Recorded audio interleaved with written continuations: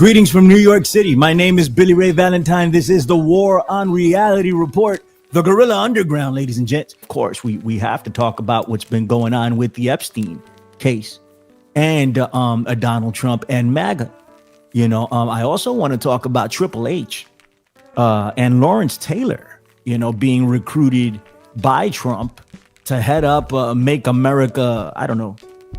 What was it? It's a gym initiative for kids. I don't know specifics about it, but I do know he tapped Triple H, Paul Levesque from the WWE. SummerSlam is going on right now, by the way. And Lawrence Taylor. We'll talk about that because the pedophilia connections between those two is just insanity. It's like, well, what are we doing here? It's like a joke to everyone that they're bringing in these people. It's a straight up slap in the face, right? That they're bringing these people in to head up a program geared for the kids of the United States. It's incredible. So we got a bit of a revelation. A lot of us already knew this, but there were people within the alt media, a lot of people within MAGA that were pushing a narrative early on.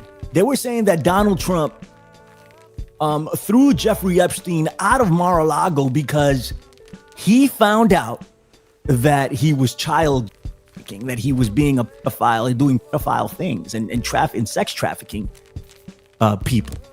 And Trump got pissed and he said, I'm getting rid of you. I'm not associating with you.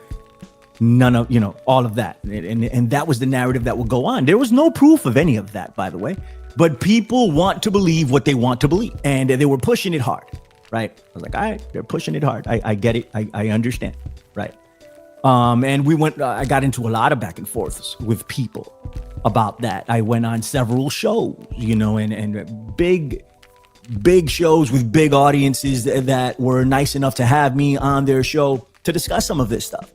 And whenever I brought this up, of course, I got the super pushback. Oh, you're a hater. You have TDS, but now, thank the Lord, everything is starting to reveal itself about this guy. I would say that it's always been this way.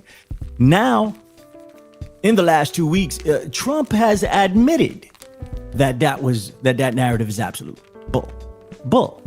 But Donald Trump has admitted that it had nothing to do with trafficking. It had nothing to do with trafficking. It had nothing to do with pedophilia, none of that. Donald Trump has come out and said that he stopped talking to Jeffrey Epstein because he did something very bad. In the words of the almighty Donald Trump, he's done something very bad. It was very bad what he did, and I didn't like it. I didn't like any of it, so, and he says that Jeffrey Epstein was actively stealing the help. Stealing his staff. They were stealing the help. And that's why he stopped talking to Jeffrey Epstein. Not to mention that they had a relationship after that, right? But regardless, that's why he stopped talking to Jeffrey Epstein, because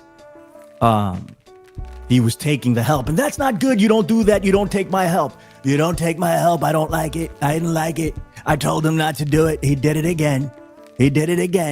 And that was it. That was the end of it. I told him, I had to tell him, you have to go because you can't take my staff, his property. Let's go to the clip. Let's go to the videotape and see what the man had to say. Let's get it from the horse's mouth himself.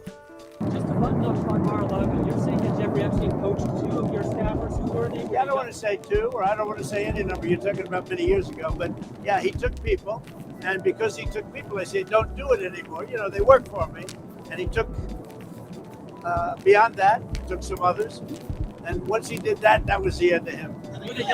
No, well, there you have it. There you have it. Once he did that, that was the end of him. He took 2 of my employees. He took them. So let's put that to rest. This is something that we need to do in the alternative media. Whenever we're faced with new information, we're faced with new evidence of something that we believed, it's kind of hard to let go for a lot of people. And I understand it. He said earlier, he's like, I don't remember. I don't want to say if it was 1 or it was 2. It was a long time ago. He seems to remember quite a bit about it. He's like, yeah, they worked in the spa. Yeah, they were young girls. Like, I mean, and they later asked him, was one of them Virginia Roberts Giuffre? I don't know. You look at his face when he's asked the question. He clearly knows what the hell's being spoken about. He even gets the answer later, so it's weird. But look at him here. When she asked him, he's like, well, how do I answer that question? The machines, the wheels are turning up here for once, you know, and they're a little rusty. So I don't know. I think she worked at the spa. oh, I think she worked at the spa. Yes, I think so. Now that I think about it. I think so. I think that was one of the people. Yeah. Oh, yeah, I think so. I don't know. But I think so. I think she worked at the spa. I think that was one of the people that was taken. What a piece of filth. He stole her. Ah, there's a clear answer. He stole her. He stole her from me, a 15-year-old girl working at Mar-a-Lago. She was homeless.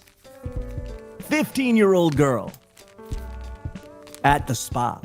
And you know, Epstein stole her from Trump. And by the way, she had no complaints about us, you know, none whatsoever. My God. So let's I think that's enough, right? I think we can abandon that narrative, right? I mean, I don't see why people would want to continue with it, given the information that we now have.